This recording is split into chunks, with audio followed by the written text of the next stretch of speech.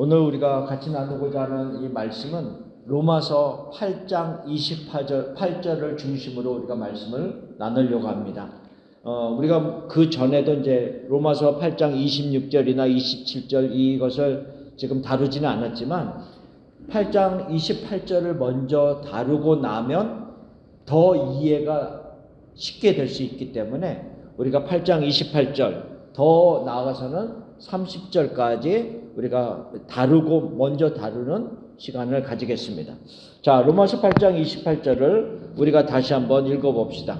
우리가 알거니와 하나님을 사랑하는 자, 곧 그의 뜻대로 부르심을 입은 자들에게는 모든 것이 합력하여 선을 이루느니라. 아멘. 이 말씀, 우리가 오랫동안 신앙생활 한 사람들은 너무나도 좋아하는 말씀이기도 하고 자주 사용하는 말씀이기도 하고 위로를 받는 말씀이기도 합니다. 그래서 우리가 혹시 어떤 분들이 어려움을 당하고 있을 때 우리가 다가가서 이런 얘기들을 많이 했었고 들을 가능성이 많습니다.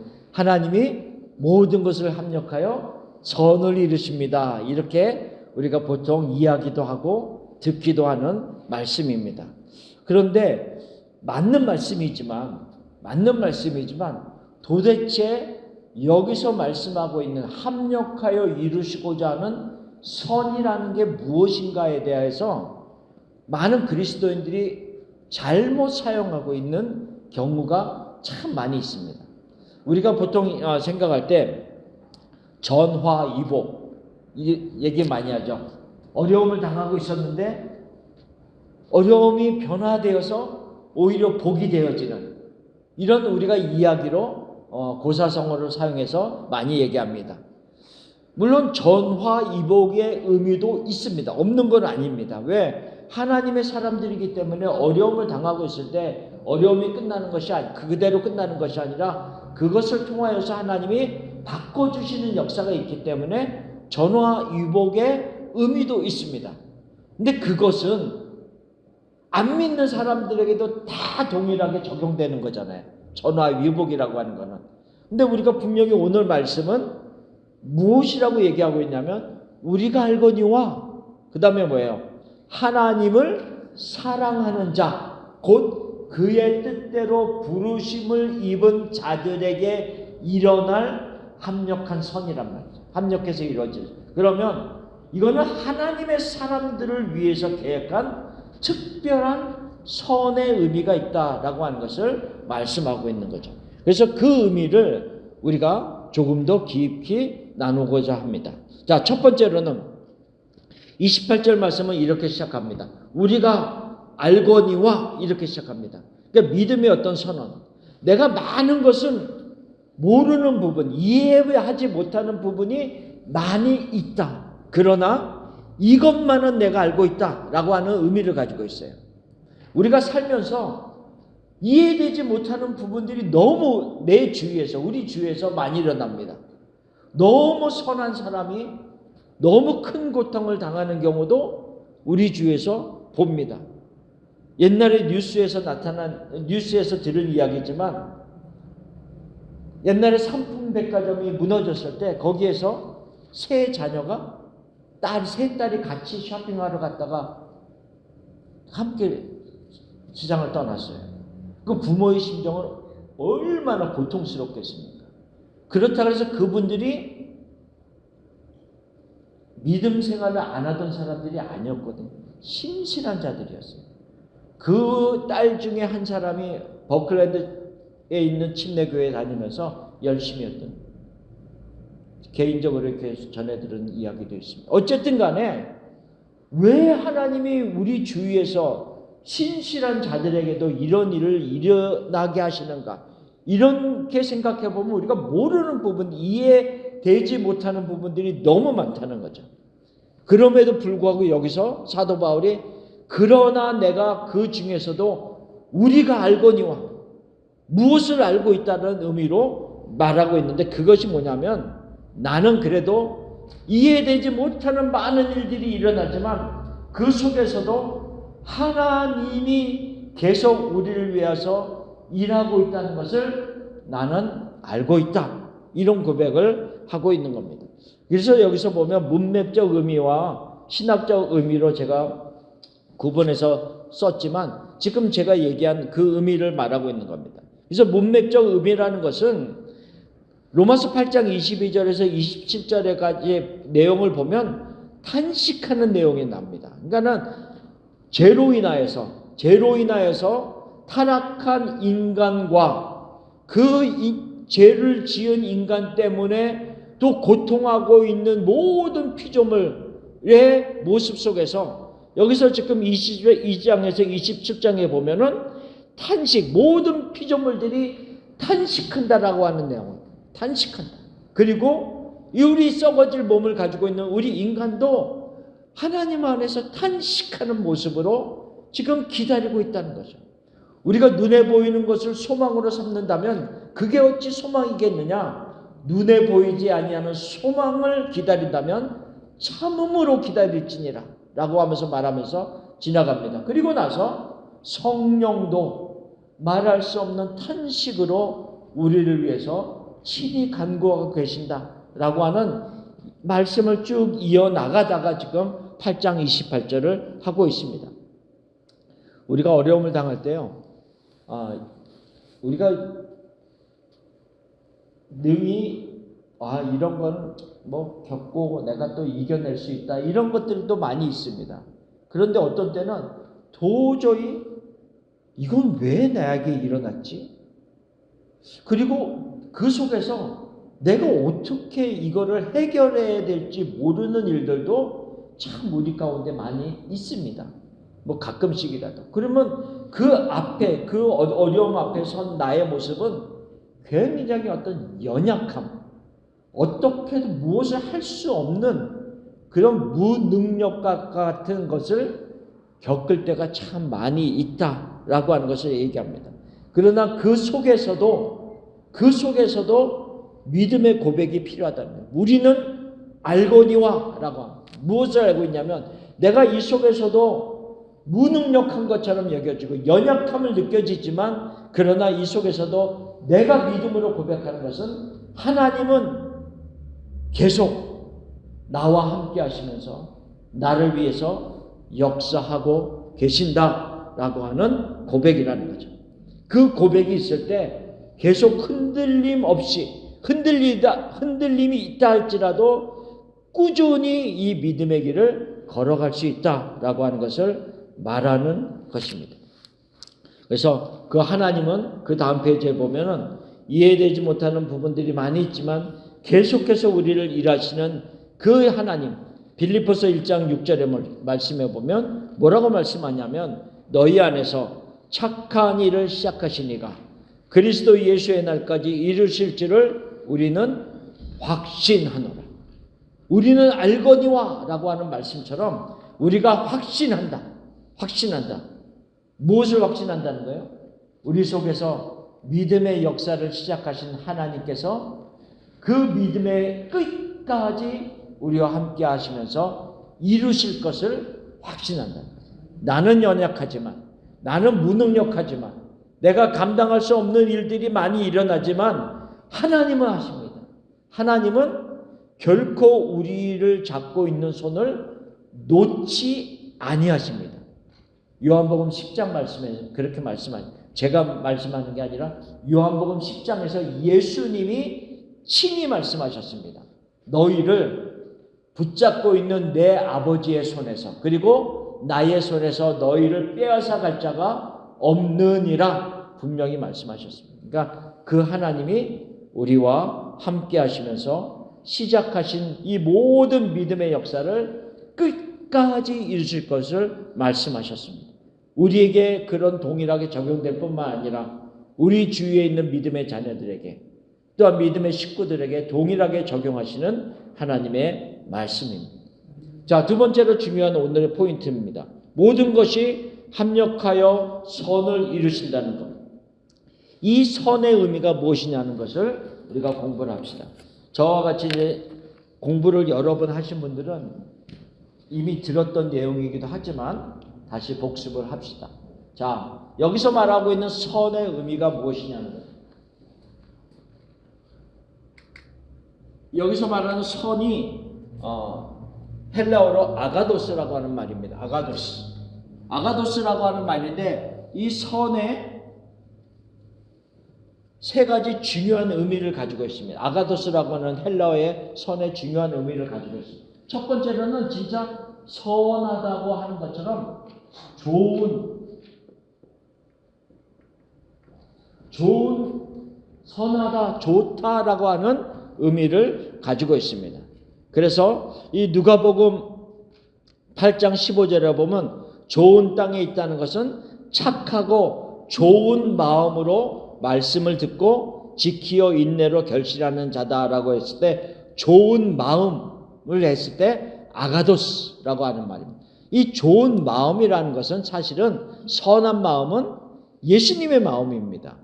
이 예수님의 성품을 우리들에게도 허락하시는 거죠. 그래서 그 예수님의 성품에 참여할 수 있도록 하시는 말씀입니다. 여기서 말하는 선이라고 하는 것은 일반적으로 우리가 저 사람은 그냥 착해 그런 의미에서 훨씬 더 올라가는 거죠. 하나님의 성품의 의미에 선을 말합니다. 선을.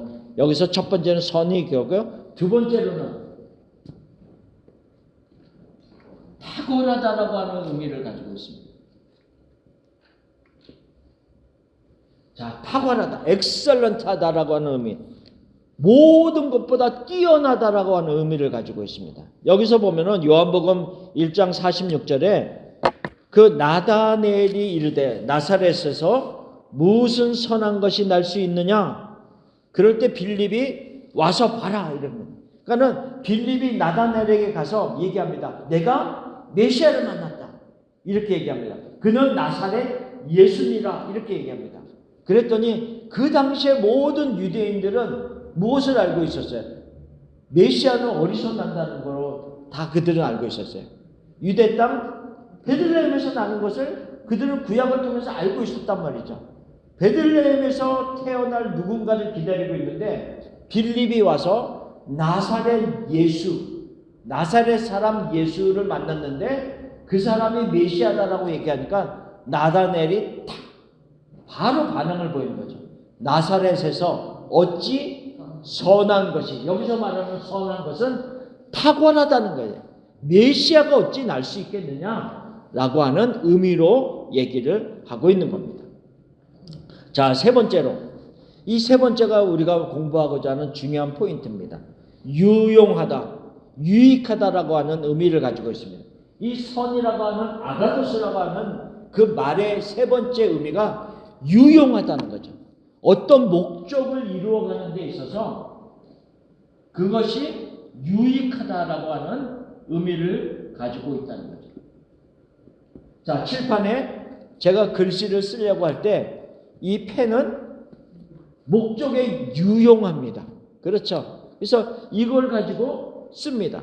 그러나 지우개를 갖고 제가 쓰려고 하면 지워질 뿐입니다. 마찬가지입니다. 그러니까 하나님이 어떤 목적이 있는데 그 목적을 이루어 가는 데 있어서 유익하다라고 하면 그것은 선이다, 목적에 맞다라고 하는 의미로 말하고 있다는 거죠. 그래서 오늘 우리가 공부하고자 하는 8장 28절, 로마서 8장 28절에서 말하고 있는 이 선은 하나님의 목적에 유익하기 때문에 선이라고 부릅니다. 우리가 알거니와 하나님을 사랑하는 자, 곧 그의 뜻대로 부르심을 입은 자들에게는 모든 것이 합력하여 하나님이 그에게 선을 이룬단 말이죠. 그래서 그 선을 이루는데 그 선이 어떠한 목적으로 향해서 나가는 것이냐라고 하는 것을 먼저 우리가 잠깐 얘기를 합시다. 이것은 나중에 조금 더 자세하게 공부하겠지만 오늘은 언급을 하겠습니다. 자, 그 다음 페이지에 보면 하나님께서 이루시고자 하는 선, 그것이 뭐냐면 29절 30절에 나옵니다. 자, 읽어봅시다. 하나님이 미리 아신 자들을 또한 그 아들의 형상을 본받게 하기 위하여 미리 정하셨으니 또 미리 정하신 그들을 또한 부르시고 부르신 그들을 또한 의롭다 하시고 의롭다 하신 그들을 또한 영화롭게 하셨느니라 이렇게 말합니다. 자, 여기서 말하고 있는 선, 이 로마서 8장에서 말하고 있는 선, 새로 샀는데도 이렇게 잘 안 나온다. 그렇죠? 선은 유용한데 그 목적의 선은 뭐냐면 결국 8장 29절에 뭐라고 얘기하고 있냐면 그 아들의 형상을 본받게 하기 위해서 이렇게 얘기합니다. 그 아들의 형상을, 예수님의 형상을 본받게 하기 위해서, 더 풀어서 설명하면 예수님을 닮게 하기 위해서, 예수님의 성품을 닮게 하기 위해서 하는 선입니다. 예수 그리스도.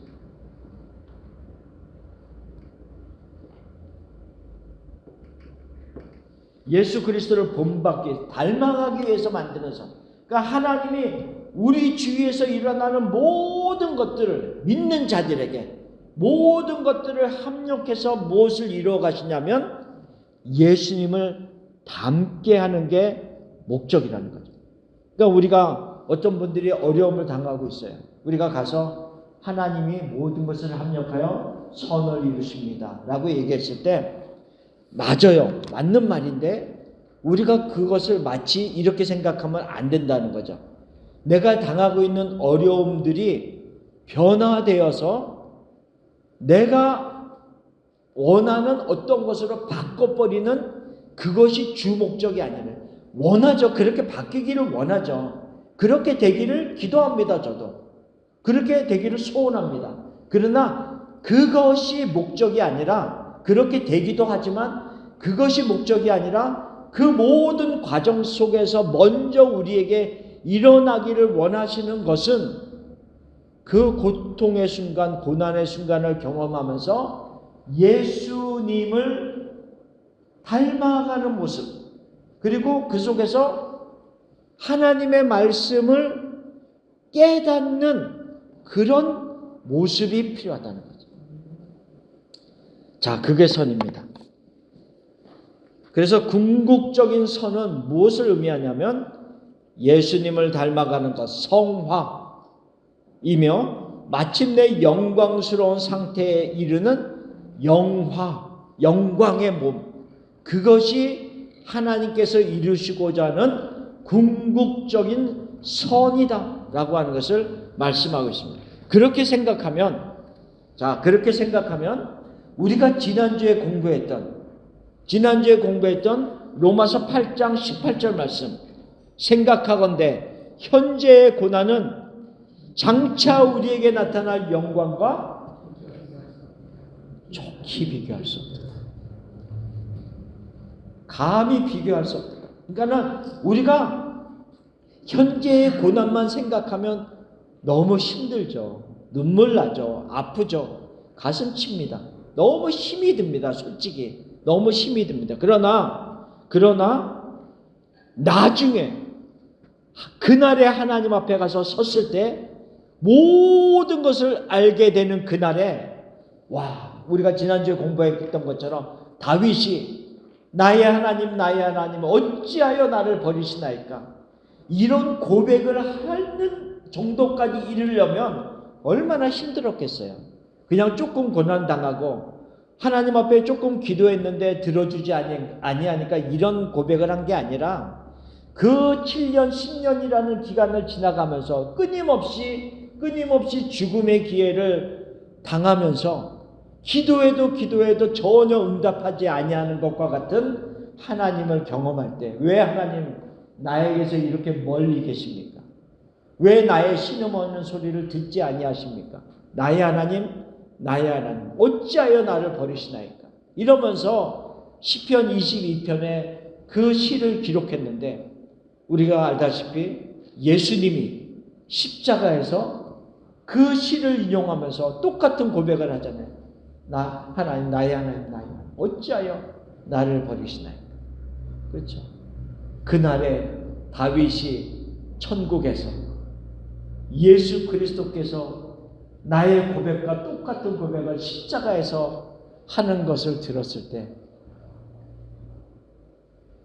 그때는 너무 고통스러웠지만 십자가에 자기와 함께 그 고백을 하는 예수님을 경험하면서 얼마나 큰 영광이었을까. 와, 내 고백을 예수님도 하시다니. 그렇죠? 내 고백을 예수님도 하시다니. 마치 자기가 그리스도처럼 된 것처럼 생각할 거 아니에요.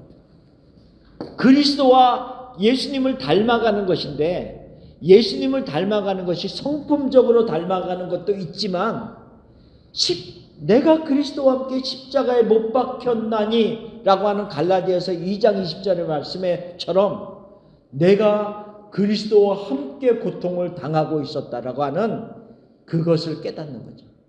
마찬가지예요. 우리가 지금 상황 속에 모든 것을 합력하여 이루시는 선 속에서 우리에게도 그 하나님의 목적, 예수님을 닮아가기 위해서 속해져 있는 모든 것 중에 하나가 고난이 그 안에 포함되어 있다는 것을 말하고 있다는 거죠. 그래서 우리가 모든 그것이 무엇인가 세 번째로 보면 그것이 삶의 고난, 첫 번째로 삶의 고난도 그 안에 포함되어 있다는 것을 말하고 있다는 거죠. 이 모든 것이 합력해서 선을 이룬다고 했는데 모든 것은 무엇인가라고 했을 때 모든 것은 진짜 모든 것이에요. 내 삶에서 일어나고 있는 모든 것. 그러니까 하나님이 나에게 은혜를 주시고 축복하셔서 내가 하나님을 기쁘게 찬양하기도 하고 하나님께 예배하기도 하고 또한 말씀을 공부하기도 하고 기도하는 모습으로 하나님께 나아가고 또한 우리가 그리스도인들이 함께 모여서 교제하기도 하고 이 모든 것들이 다 선으로 나아가는 것 중에 하나라는 거죠. 그래서 우리가 예배 시간 끝나고 같이 모여서 또 이렇게 소그룹으로 모여서 교제도 나누고 맥다방도 가고 이러면서 우리가 어느 장소에 가서 서로 이야기도 하고 교제하는 것, 다 이런 것들이 모여서 이 모든 것이 모여서 예수님이 이루시고자 하는, 하나님이 이루시고자 하는 선을 이룬다는 거죠. 그런데 첫 번째가 생각하고자 하는 것은 고난. 이거 없이 다른 걸로 하면 더 좋을 텐데 꼭 이 고난이라는 것을 하나님이 우리에게 딱 허락하셔서 이것을 통해서 우리가 예수님을 닮아가는 그런 과정을 거치게 하신다는 거죠. 삶의 어려움. 근데 개인적으로 보면 삶의 어려움이 있을 때 더 하나님과 가까워지는 제 자신을 봅니다. 뭐 다른 사람을 떠나서 제 자신만 적용해도 좀 모든 것이 슬슬 잘 풀리면요. 물론 신앙생활 안 하는 건 아니죠. 하나님 찾고 기도하고 말씀 보고 하지만 어려울 때일수록 보면 절절히 더 하나님 앞에 가까이 가는 나의 모습을 발견하곤 합니다. 그래서 하나님이 고난을 주시는구나. 한번 우리가 생각해 보세요. 이 남가주 지역이 햇빛이 아주 쨍하잖아요. 요즘에 기후가 또 많이 바뀌어갔지만 한번 우리가 이렇게 생각합시다. 1년 365일 내내 화창한 날씨, 맑은 날씨, 한 80도, 90도의 기온의 날씨만 1년 내내 남가주에 있는다라고 생각하면 어떻게 될까요? 어떻게 될까요? 그러면 아마 난리 날 겁니다. 우리가 한동안 가뭄 때문에 얼마나 힘들었습니까? 그렇죠? 근데 1년 내내 화창한 날씨만 있으면 그것은 우리에게 복이 아니라 그것은 사막이 되는 거예요. 사막이. 그러니까 사막 같은 데 가면 1년 내내 그런 곳이 되는 거예요. 그러니까는 하나님께서 화창한 날씨도 주시고 비바람이 불기도 하고 여러 날씨들을 섞어 주시기 때문에 모든 것을 합해서 볼 때는 전체가 다 우리에게 유익이 되었다는 것을 고백할 수밖에 없다는 거죠. 화창한 날씨만 있으면 사막이 되는 거예요. 사막. 날마다 비만 오면 또 그것도 우리에게 유익하지 않죠. 마찬가지라는 거죠. 그래서 바울도 이런 고백을 했잖아요.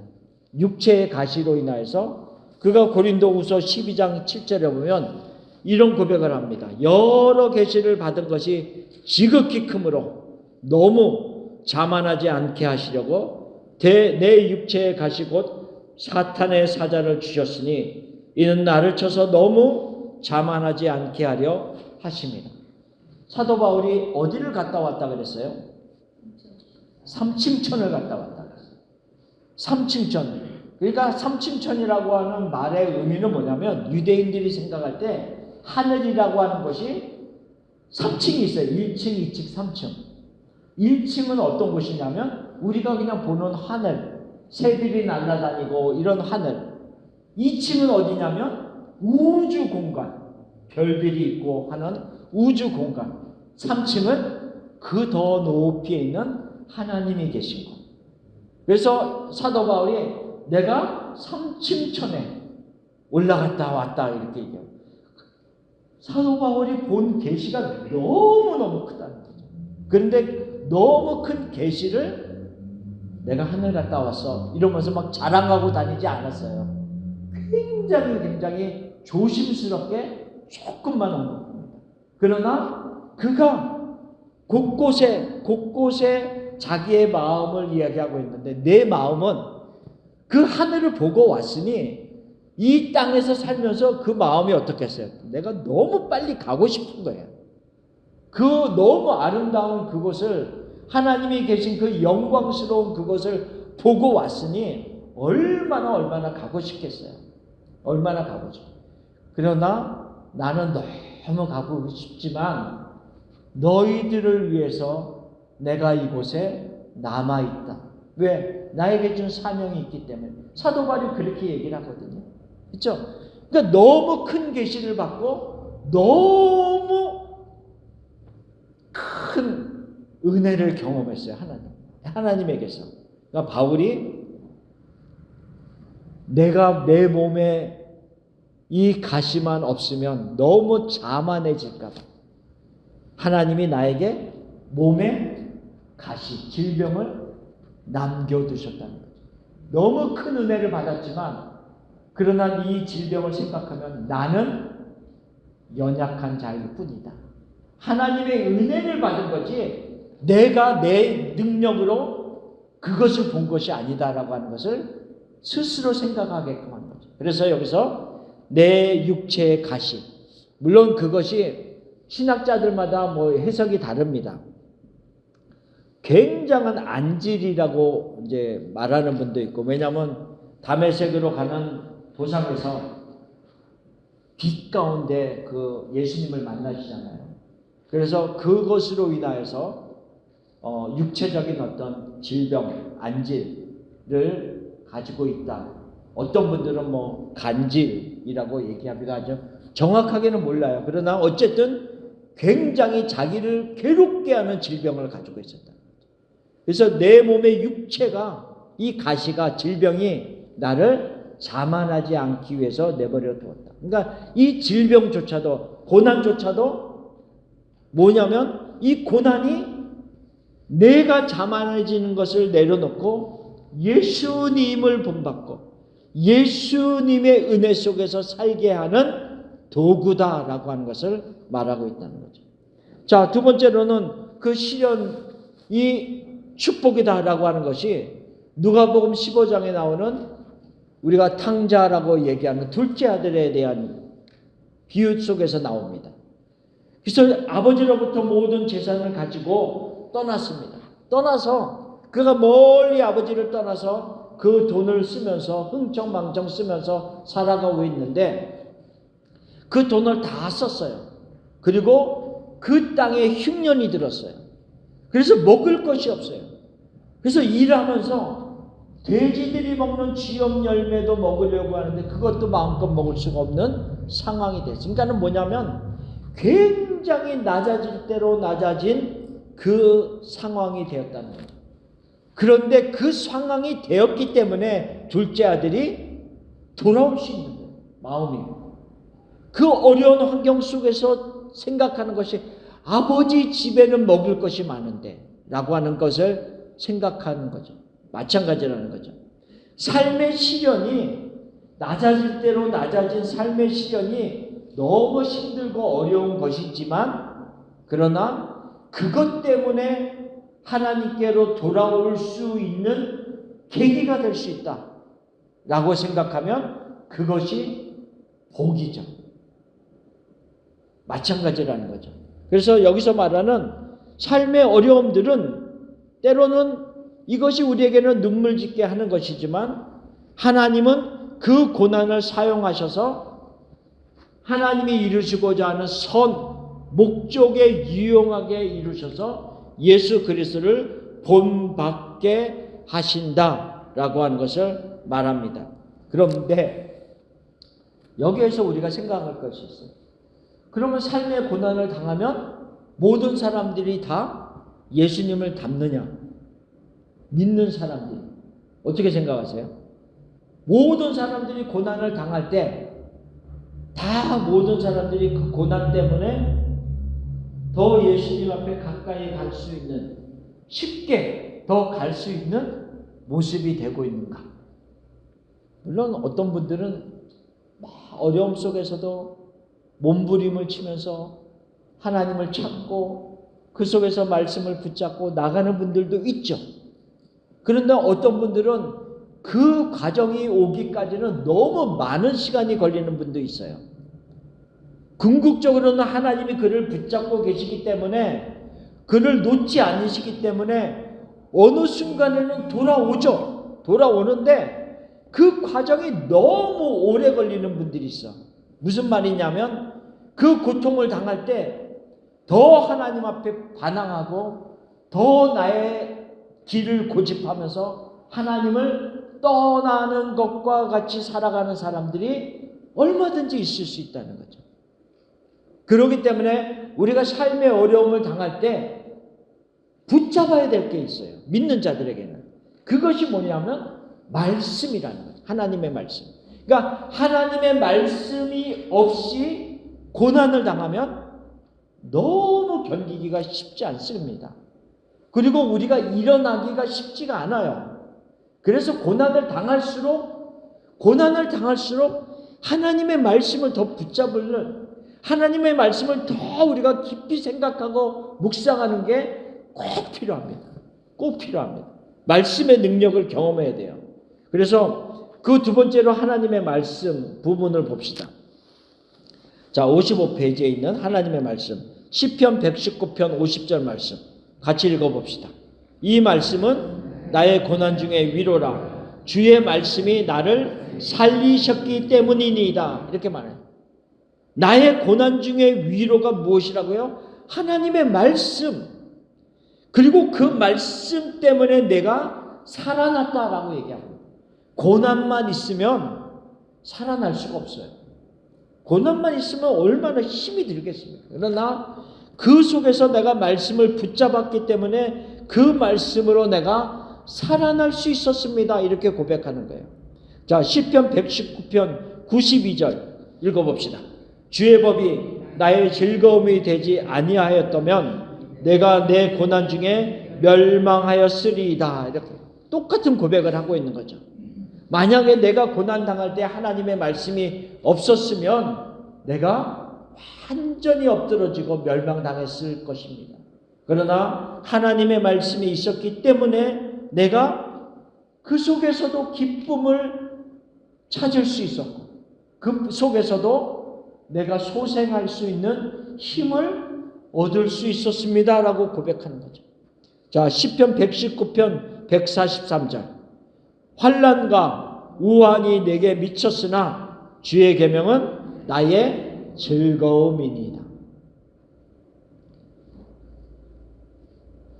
환난과 우환이 내게 미쳤으나 주의 계명이 있었기 때문에 나의 즐거움입니다. 주의 말씀이 나의 즐거움입니다. 내가 그 즐거움으로 인하여서, 내가 그 기쁨으로 인하여서 내가 소생할 수 있었습니다. 여기서 말하고 있는 이 즐거움, 기쁨이라는 것은 우리가 보통 말하는 펀하다라고 하는 의미가 아닙니다. 여기서 말하는 우리가 보통 재미가 없어, 재미가 있어 이렇게 얘기하잖아요. 우리가 보통 이 시대, 현재 시대에서 많이 사용하는 것 중에 하나가 교회 가면 재미가 없어. 애들이 그렇게 얘기할 때도 있어요. 아니면 우리가 어른이 돼서도 교회 가면 재미가 없어. 그래서 나 안 갈래. 이런 분들도 있어요. 그러나 교회에서 재미도 필요하겠지만 더 중요한 거는 하나님이 주시는 기쁨이 있어야죠. 네, 재미가 아니라 기쁨이 있어야 돼요. 그러니까는 사실은 우리가 예배 드릴 때 선포되어지는 말씀을 통해서 우리에게 하나님이 주시는 말씀의 기쁨이 있어야 돼요. 그리고 우리가 살아나는 예배를 드려야 돼요. 영적으로 살아나는 예배도 드리고 우리가 모여서 말씀을 나눌 때에도 말씀을 통해서 우리가 살아나는 기쁨이 있어야 돼요. 그러니까 그런 기쁨들이 있는 모임이고 공동체가 돼야 됩니다. 기도 제목에 우리가 늘 그런 모임이 될 수 있도록. 자, 그래서 지금 하나님의 말씀 시편 119편에 그런 고백들을 계속하고 있는 거예요. 고난이 있었지만 말씀이 있었기 때문에 내가 소생할 수 있었고 내가 기뻐할 수 있었고 내가 그 속에서 즐거움을 찾을 수 있었습니다 라고 얘기합니다. 자, 그러면서 시편 107편 20절 말씀 읽어봅시다. 그가 그의 말씀을 보내어 그들을 고치시고 위험한 지경에서 건지시는도다. 자, 우리가 위험을 당했는데 우리가 고통을 당하고 있는데 그 고통 속에서 우리를 건질 수 있는 것은 무엇이다? 말씀입니다. 그래서 여기서 뭐냐면 하나님께서 그의 말씀을 보내셨다 그랬어요.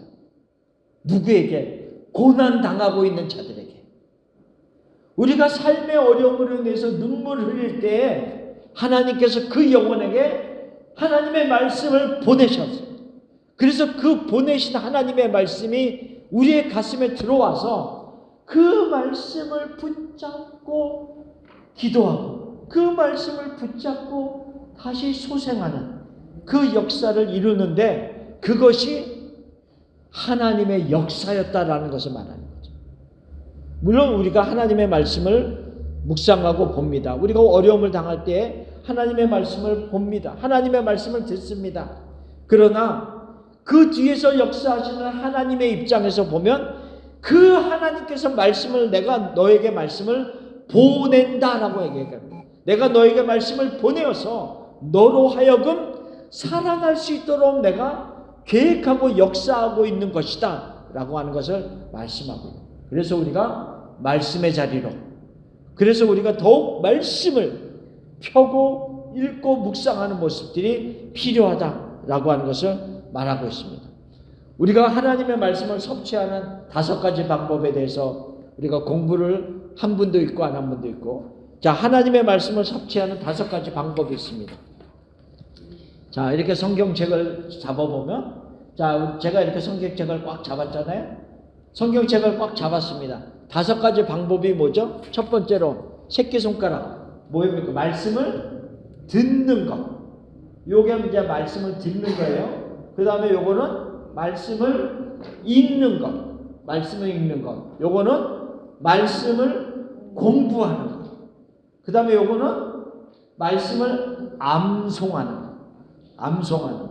요거는 묵상하는 말씀을 묵상하는 것. 자 그러면서 하나님의 말씀을 5가지 방법을 동원해서 말씀을 딱 잡는 거예요. 그럴 때 우리가 이 말씀이 내 것이 되는 거예요. 자, 한번 생각해 봅시다. 묵상이 굉장히 필요해요. 하나님의 말씀을 묵상하는 거. 묵상하는 게 굉장히. 자, 내가 듣기도 해요.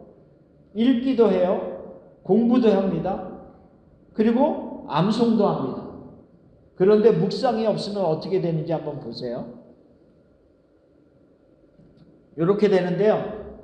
요렇게 되는데 제가 요거를 싹 뒤집으면 어떻게 될까요? 떨어지는 거예요. 자, 우리가 대부분 그리스도인들이 어떻게 신앙생활 할까요?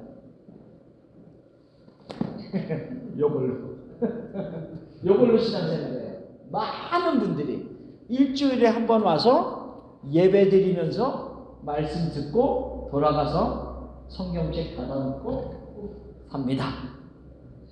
그리고 뭐 때로는 우리가 복음방송을 통해서 말씀을 듣기도 하죠. 듣는 건 중요해요. 이게 무시하는 게 아닙니다. 왜? 믿음은 들음에서 난다 그랬어요. 들어야지 우리가 깨닫죠. 그러나 듣는 것만 있으면 믿음은 생기는데 강해질 수가 없어요. 그래서 우리가 듣고 읽기도 하고 공부도 하고 암송도 하면서 묵상이 돼요.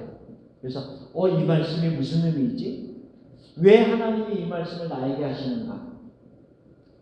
이러면서 자꾸 질문을 하고 생각을 해보는 것. 이 말씀의 의미가 무엇일까? 그런 것이 묵상이란 말이죠. 그런 묵상들이 꼭 우리에게 필요합니다. 그러면 그 말씀이 내 것이 됩니다. 내 것이 됩니다. 그래서 여기서도 보면 이 고난 중에 있을 때 말씀을 통하여서 우리가 살아나는데 하나님께서 그 말씀을 우리에게 보내신다 그랬어요. 보내신다. 그래서 보내시는 그 말씀을 붙잡고 우리들을 고치고 위험한 지경에서 건지십니다. 만약에 여러분들이 어느 영혼들을 위해서 기도할 때 그렇게 기도하기도 하세요. 저도 그렇게 기도하기도 하는데 만약 어떤 영혼이 연약하고 힘이 없고 신앙생활은 뭐 하긴 하지만 잘 못하고 막 이럴 때 하나님 그 영혼에게 말씀을 보내주세요. 그 영혼에게 하나님 그 영혼이 붙잡고 일어날 수 있는 말씀을 보내주셔서 그 영혼이 소생할 수 있도록 도와주십시오. 그러니까 여러 기도를 하면서 그런 기도를 합니다. 하나님의 말씀을 그에게 보내주십시오. 그래서 우리도 그런 기도를 해야 될 필요가 있다는 생각이 들어요. 연약한 영혼들을 위해서 기도할 때 또 나를 위해서도 기도하고 하나님 저에게 말씀을 내가 붙잡을 수 있는 말씀을 주세요. 이라고 하면서 기도하는 게 굉장히 필요하다는 생각이 듭니다. 그래서 고난 속에서 꼭 말씀을 붙잡아라 라고 하는 것. 자, 그 고난이 있을 때 우리가 지금 기도에 대해서도 얘기했지만 우리가 기도도 빼놓을 수가 없습니다. 고난 가운데 있을 때 기도가 없다라고 하면 힘을 또 우리가 기도의 능력, 기도의 힘을 우리가 얻을 수가 없단 말이죠. 자, 우리가 기도할 때마다 늘 생각할 것 중에 하나가 뭐냐면 나의 기도를 듣는 분이 존재한다는 것. 그러니까 우리가 늘 일상적으로 기도하기 때문에 당연히 기도하죠. 근데 우리가 어떤 때는 늘상 기도하기 때문에 그런 생각을 잊어버리고 그냥 내 기도를 누가 과연 듣고 계신가? 이거를 별로 생각 안 하고 기도할 때가 많단 말이죠. 오래전에 새벽에 기도를 하고 있는데 갑자기 하나님이 그런 생각을 딱 주시는 것 같아요. 내 마음속에. 오늘 너가 기도하는 모든 기도를 내가 응답해 주겠다. 갑자기 그 생각이 드는 거예요. 동일하게 그냥 계속 기도하는데 그날만은 하나님이 갑자기 저에게 그냥 그 말씀을 주시는 거예요. 너에게 오늘 너가 기도하는 모든 기도를 내가 들어주겠다. 그날 그 마음이 깨달은 그날 제가 그 전날과 같이 동일하게 기도했을까요? 아니죠. 그날은 더 특별히 제가 자꾸 찾아서 기도했습니다. 어떤 것이 더 기도할 내용이 있을까? 자꾸 찾으면서 기도해. 왜? 하나님이 나에게 그 마음을 주셨기 때문에. 오늘 너가 기도하는 내용을 내가 다 응답하겠다. 근데 사실은 그게 하나님의 약속이었잖아요. 그날만이 아니라 그 전에도 늘 하나님이 우리에게 약속했잖아요. 내 이름으로 구하라 그러면 너희에게 응답하겠다라고 말씀하셨잖아요. 그러니까 우리가 나의 기도를 들으시는 분이 계시다라고 하는 것을 늘 한번 다시 생각하면서 기도하는 게 필요하다는 거죠. 자, 그 다음 페이지 56페이지에 보면 기도를 들으시는 하나님이 계십니다. 시편 65편 2절 기도를 들으시는 주여 모든 육체가 주께 나아오리이다 이렇게 말씀합니다. 시편 86편 7절에도 나의 환난 날에 내가 주께 부르짖으리니 주께서 내게 응답하시리다. 하나님의 약속의 말씀입니다. 그렇죠? 나의 환난 날에, 내가 고통당하고 있는 날에 이 사람이 무엇으로 반응했어요? 기도하는 것으로 반응했어요. 내가 주께 부르짖으리니 주께서 내게 응답하시리라. 아멘. 응답하시리라. 자, 기도에 대해서 여러 가지로 우리가 짧게 생각해 봅시다. 자, 우리의 기도는 듣고 계시는 분이 하나님이 계신다라고 하는 것. 그 다음에 두 번째로 우리의 기도는 뭐라 그랬어요? 하늘 보좌와 연결되어 있다는 거죠. 하나님과 연결되어 있다는 거죠. 하늘 보좌와 연결되어 있어요. 우리의 기도는 허공을 외치고 끝나는 게 아니라 하늘까지 올라간다는 것을 말하고 있어요. 요한계시록 8장에 보면 뭐라고 말씀하고 있습니까? 다른 천사가 와서 제단 곁에 서서 금 향로를 가지고 많은 향을 받았으니 이는 모든 성도의 기도와 합하여 보좌 앞 금제단에 드리고자 합니다. 향연이 성도의 기도와 함께 천사의 손으로부터 하나님의 앞으로 올라가는지라. 성도들의 기도가 어디로 올라간다고요? 하나님의 앞에, 하나님의 보좌로 올라간다는 거죠. 그 말의 의미는 하나님께 상달되어진다는 거예요. 하나님이 듣고 계신다는 것을 말합니다.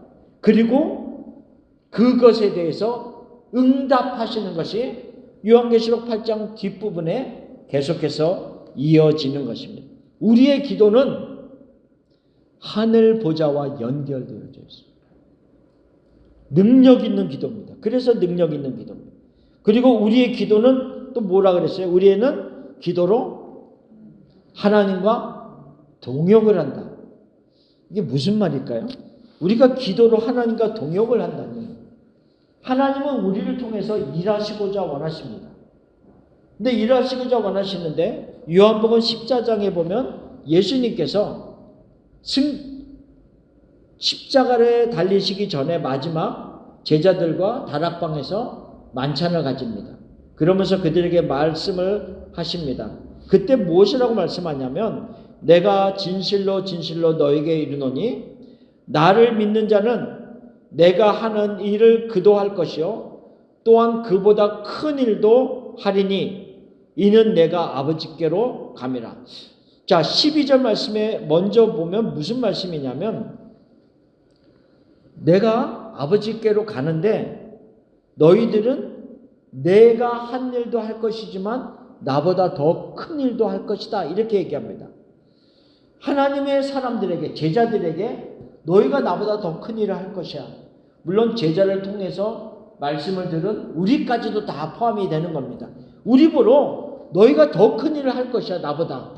그런데 그 근거를 어디에 두고 있냐면 내가 아버지께로 가는 근거를 두고 있어요. 그 말의 의미는 뭐냐면 13절에 더 설명을 합니다. 너희가 내 이름으로 무엇을 구하든지 내가 행하리니 이는 아버지로 하여금 아들로 말미암아 영광을 받으시게 하려 함이라. 자, 무슨 말씀인가 하면요, 제가 하나님 앞에 기도합니다. 하나님 앞에 기도하는데 내가 기도하는 이 기도가 하늘 보좌와 연결되어져서 올라갑니다.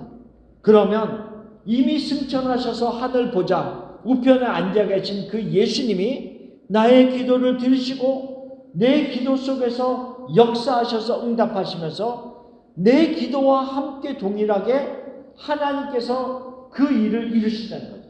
예를 들어서 설명합니다. 자, 여기에 앉아있는 어떤 사람이 있다라고 연약한, 믿음이 연약한 한 성도가 있습니다. 그래서 제가 그 영혼을 위해서 안타깝게 생각합니다. 근데 하나님도 더 안타깝게 생각했죠. 왜? 하나님의 자녀이기 때문에. 그래서 하나님이 그 영혼을 더 굳건히 세우기를 원하시는 계획을 가지고 있는데, 그 계획을 가지고 있는데 하나님이 누구를 통해서 그 계획을 이루시려 하냐면, 예를 들면 나를 통해서, 여러분들을 통해서, 여러분들이 그 영혼을 위해서 기도하는 그 기도를 통해서 하나님께서 응답하셔서 그 영혼을 세우기를 원하신다. 그 말의 의미는 뭐냐면 하나님의 계획하신 그 일을 나의 기도를 통해서 이루어 가신다. 동역의 의미를 가지고 있다. 그래서 우리의 기도는 단순히 내가 하나님 앞에서 그냥 기도하고 말고 하는 이런 것으로 끝나는 것이 아니라 하나님의 큰 계획을 이루어가는 데 있어서 도구로 사용하는 거예요. 더 크게 말하면 하나님의 동역자로 우리를 부르시는 그 도구가 우리가 하는 기도다라고 하는 것을 말하고 있다는 거죠. 하나님과 한 팀입니다. 저희가. 내가 하나님과 한 팀이 된다는 거예요. 우리가 하다못해 운동선수들이요, 아직까지도 한국 사람들이 축구 얘기하면 2002년도 월드컵 때 4강에 갔던 그 멤버들, 아직도 그 멤버들이 나오면 그때 이야기를 하면서 얘기합니다. 왜 그럴까요? 2002년도의 월드컵은 모든 사람에게, 한국 사람에게 특별했기 때문에 그 얘기를 합니다. 그래서 내가 그 팀의 일원이 되어서 그 경기장에 나가서 축구를 했다는 것이 그들에게는 영광이란 말이야.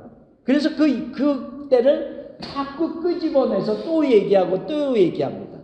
마찬가지라는 거죠. 내가 하나님의 그 큰 계획, 하나님의 일을, 역사를 이루어가는 데 있어서 내가 하나님과 한 팀이라는 거죠.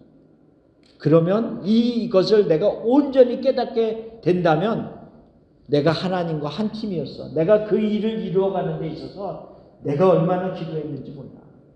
내가 그 사람에게 가서 내가 도닥거려주고 함께 내가 울어준 시간들이 있었어. 내가 하나님과 한 팀이었어 라고 하면서 그것을 끄집어내면서 내가 하나님 앞에 감사하고, 다른 영혼들 앞에서는 자랑도 할 수 있을 것 같아요.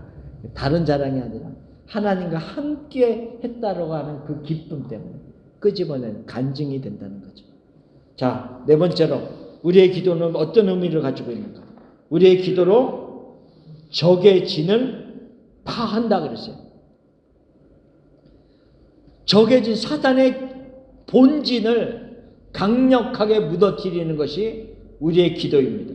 고린도후서 10장 4절 말씀에 보면 우리의 싸우는 무기는 육신에 속한 것이 아니요 오직 어떤 견고한 진도 무너뜨리는 하나님의 능력이라.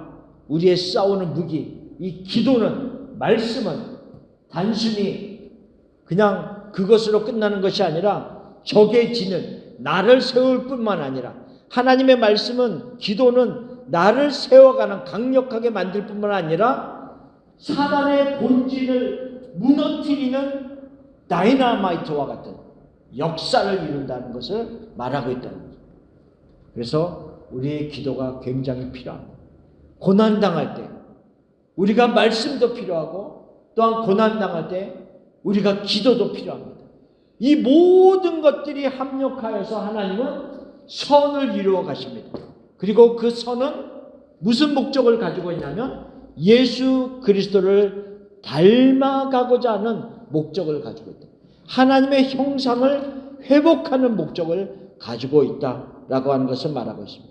물론 여기서 다루지 못하는 모든 것들이 다 포함이 됩니다. 여기서 제가 그냥 그리스도인들의 교제도 얘기해 써놨고, 영적인 지도자도 써놨습니다. 영적인 지도자는 우리가 한 가지만 예를 들겠습니다. 많은 그냥 특별한 다른 것보다도 아브라함과 롯의 이야기만 하나만 하고 마치겠습니다.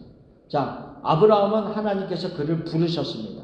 그렇죠? 그래서 부르셔서 갈대아 우르에서 떠나서 하나님께서 그를 가나안 땅에 오게 하십니다. 그런데 갈대아 우르에서 떠났습니다. 지도상으로 보면 갈대아 우르는 한 이 지역이 있습니다. 그러면 이 갈대아 우르에서 살고 있는 아브라함을 부르셨습니다. 불러서 여기가 가나안 땅인데 이렇게 쭉 오는 것이 아니라 그 당시에 물이 있는 지역을 땅에서 와야 되기 때문에 이 아브라함이 이렇게 떠나서 여기까지 옵니다. 여기가 하란입니다. 이 갈대아 우르를 떠나서 오면서 같이 온 사람 중에 한 사람이 조카 롯이 있었습니다. 그런데 아브라함은 하나님이 부르셨습니다. 하나님이 부르셨어요. 그래서 이 하란에 있을 때도 창세기 12장 1절에 보면 내 본토 친척 아베 집을 떠나서 내가 너에게 지시하는 땅으로 가라 그랬어요. 아브라함은 하나님의 명령을 받고 말씀을 듣고 떠납니다. 조카 롯은 하나님의 말씀을 직접 들었나요? 아니었어요. 롯은 하나님의 말씀을 들은 아브라함을 따라서 왔습니다. 그게 롯의 축복이었습니다. 그 당시 롯에게는 하나님이 말씀하지 않았지만 잘 따라왔어요. 사람을 잘 선택했어. 아브라함을 따라왔기 때문에 그는 축복이었습니다. 물론 나중에 어려움을 겪기도 하지만, 물론 이 지금 창세기 시대와 지금은 다릅니다. 하나님은 우리 각자에게 말씀하십니다. 그러나 또 영적으로 우리를 이끄는 멘토와 같은 지도자가 필요할 때도 있습니다. 잘 만나야 된다. 그래서 서로 잘 만나서 우리가 말씀을 같이 듣고 같이 마음도 나누고 기도하고 하면서 같이 예수님을 닮아가는 그 모습이 우리에게 같이 있어야 됨을 말하고 있는, 하나님이 이루시고자 하는 목적이기 때문에 그렇습니다. 하나님이 우리 각자의 삶을 통하여서 하나님이 이루시고자 하는 목적은 동일합니다. 살아온 과정은 다 다릅니다. 살아온 과정은 다 다릅니다. 그러나 목적은 동일합니다. 믿는 사람이라면. 하나님이 우리를 사랑하셔서 우리를 그의 뜻대로 부르신 자들이기 때문에 하나님의 목적은 동일합니다. 무엇인가 하면 예수님을 닮는 것. 동일합니다. 자, 그래서 로마서 8장 28절 다시 한번 우리가 읽어봅시다. 로마서 8장 28절을 보면 맨 앞으로 가서 다시 한번 읽고 마칩시다. 우리가 알거니와 하나님을 사랑하는 자 곧 그의 뜻대로 부르심을 입은 자들에게는 모든 것이 합력하여 선을 이루느니라. 아멘. 그 뜻의 의미를 이제 확실히 더 알게 됐죠. 자, 하나님이 이루실 선을 향해서 끊임없이 뚜벅뚜벅 나가는 모든 우리가 되기를 예수님의 이름으로 축원합니다. 기도합시다. 하나님 아버지 감사합니다. 우리에게 하나님을 사랑할 수 있는 마음을 주심을 감사합니다. 연약한 자들, 하나님과 함께하지 못하고 하나님을 향해서 죄인 되었고 원수된 자들이었던 우리들을 그냥 내버려 두지 아니하시고 우리를 불러주시고 하나님의 사랑을 우리에게 부어주시고 또한 우리도 하나님을 사랑합니다라고 고백할 수 있는 사람이 되게 하신 것 감사합니다. 아버지 하나님, 우리가 각자 살아온 삶 속에서 일어난 여러 가지 일들이 있습니다. 기쁨도 있었고 슬픔도 있고 눈물도 있고 어려움도 있고 많은 일들이 우리 가운데 있었고 또 진행되고 있습니다. 하나님, 이 모든 것을 합력하여 이루실 하나님의 선, 예수 그리스도를 닮아가는 그 목적 우리가 잊지 않게 하여 주시고 끊임없이 예수님 생각하고 말씀 묵상하고 기도하며 하나님을 찾는 우리가 되게 하여 주시옵소서. 우리 가운데 역사하시는 하나님을 찬양합니다. 감사합니다. 예수님의 이름으로 기도하옵나이다. 아멘. 감사합니다. 수고하셨습니다.